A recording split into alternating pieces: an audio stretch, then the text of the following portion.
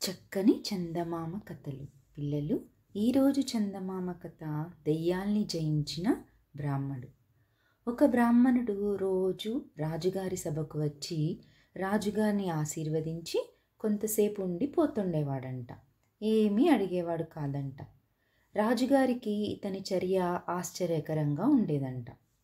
ఒకరోజు బ్రాహ్మణుడు మామూలు ప్రకారం రాజుగారికి నమస్కారం చేసి తిరిగి వెళ్ళిపోవడానికి వెనక్కి తిరుగుతున్నాడు.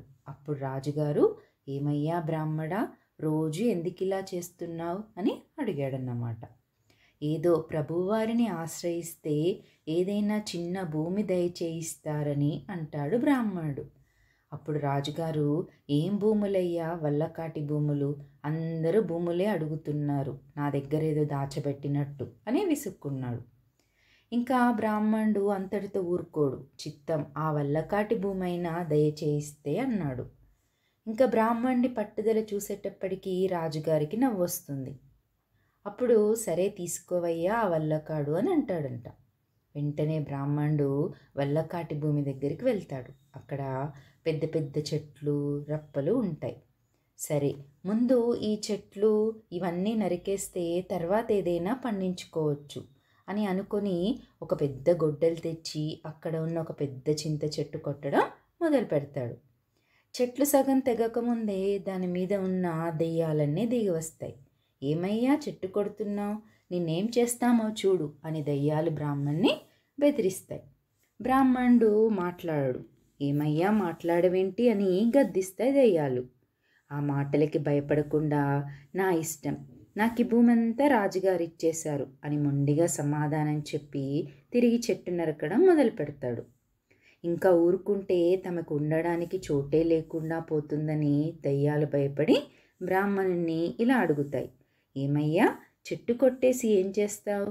నా ఇష్టం, నేను ఇందులో నువ్వు చేనేసుకొని సంవత్సరానికి 4 బస్తాల నువ్వులు పండించుకుంటాను అంటాడు. పోనీలేవయ్యా చెట్టు కొట్టేయకు, ఆ 4 బస్తాల నువ్వులు ప్రతి సంవత్సరం మేము ఇచ్చుకుంటాంలే అంటాయి దయ్యాలు. సరే అని బ్రాహ్మణుడు ఇంటికి వెళ్ళిపోతాడు. అప్పటి నుంచి ప్రతి సంవత్సరం శ్రమ లేకుండా 4 బస్తాల నువ్వులు కాళ్ళ ముందుకు వస్తుంటే హాయిగా కాలక్షేపం చేస్తున్నాడంట. కొన్ని సంవత్సరాలు ఇలా జరుగుతాయి. తర్వాత ఆ దయ్యాలింటికి ముసలి దయ్యం ఒకటి చుట్టరికానికి వస్తుంది. సరిగ్గా అవి నువ్వులు ఇవ్వవలసిన రోజులు కాబట్టి దయ్యాలన్నీ మంచి హడావిడిగా నువ్వులు పోగు చేస్తూ ఉంటాయి. ఇదంతా చూసి ముసలి దయ్యం ఏంటి కథ అని దయ్యాలను అడుగుతుంది. అవి సంగతంతా చెప్తాయి.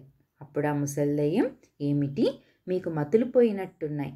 ఒక బ్రాహ్మణుడికి భయపడి ప్రతి సంవత్సరము ఒళ్ళు పులిసేటట్టు నువ్వులు పోగు చేసి వాడికి సమర్పించడమా?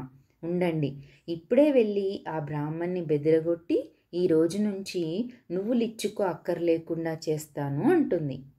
ముసలి దయ్యం మాట విని దయ్యాలన్నీ సంతోషిస్తాయి. దాన్ని ప్రయాణం చేసి బ్రాహ్మడింటికి పంపిస్తాయి. మన బ్రాహ్మణుడికి ఏమీ పని లేదు కదా ఇంకా, కాబట్టి ఇంట్లో కూర్చుని హాయిగా కూరగాయలు పండిస్తున్నాడంట.